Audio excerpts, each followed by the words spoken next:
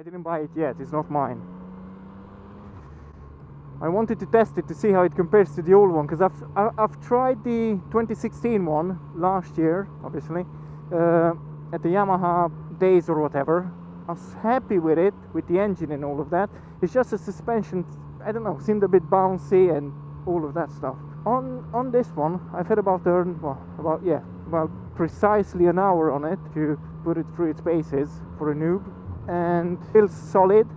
Feels like a really solid bike. So the front suspension and the rear suspension feel a bit stiffer compared to the old one, which I think is good. It feels a lot more like when I tried the MT10. Power wise and power delivery wise, again, feels just the same like the MT10. Maybe I'm not getting enough out of it. Maybe I didn't get enough out of the MT10 and I'm getting more out of this one. I have no idea, but if I remember right, I mean, they both feel the same.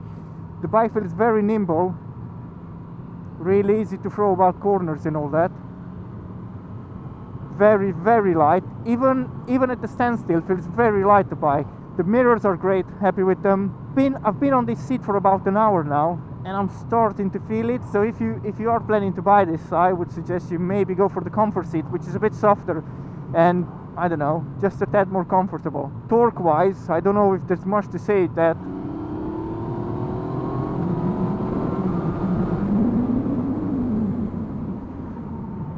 It goes if you want it to go. It's really quick. Accidentally pulled on the throttle a bit more than I was supposed to, and the front wheel lifted up twice.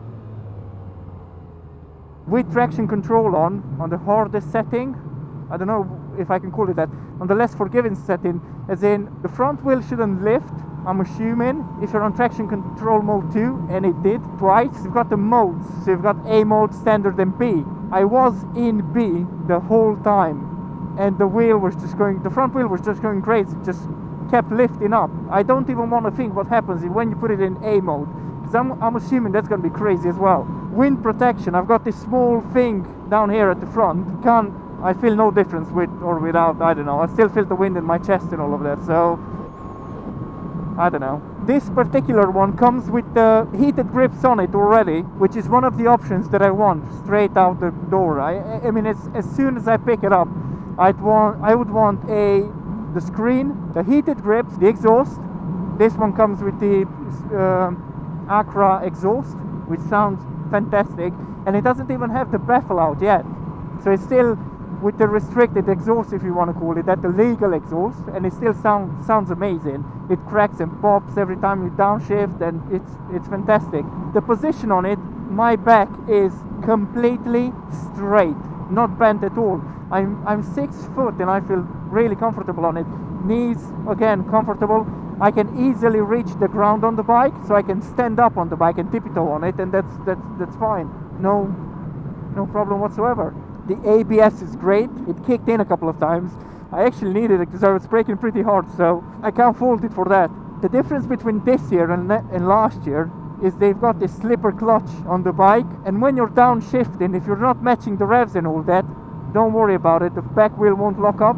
So I think it's a great security, I don't know, safety rather than security, a great safety asset to have on the bike. So you've got ABS, you've got the new clutch on it, fantastic. You've got quick shifter. I had no idea how the quick shifter worked up until now, because I just didn't comprehend the whole system, because I hadn't been on a bike that has a quick shifter. It's basically like an automatic car. If you have an automatic, all you need to do is just press up without touching the clutch. So you get to a decent amount of revs. Now I'm at 5,000 revs, pull up, I'm in 5th, pull up, I'm in 6th, done. And then if you want to downshift, you need to press the clutch.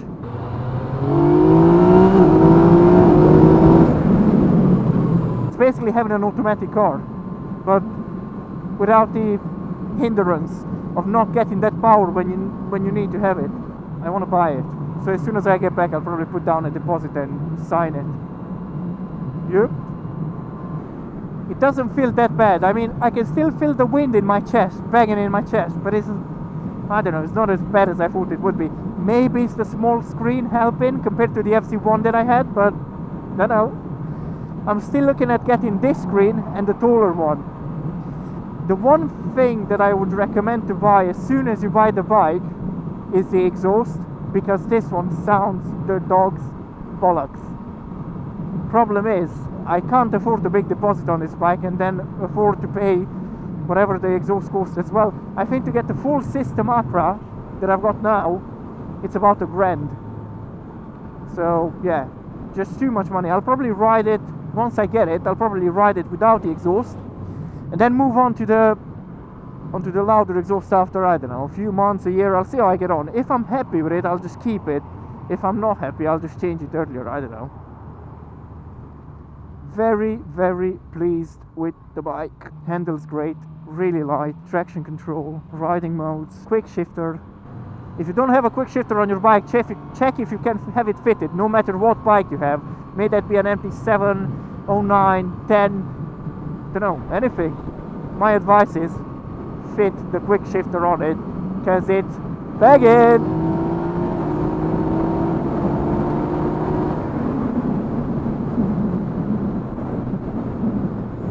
I'm telling you, it's worth every penny.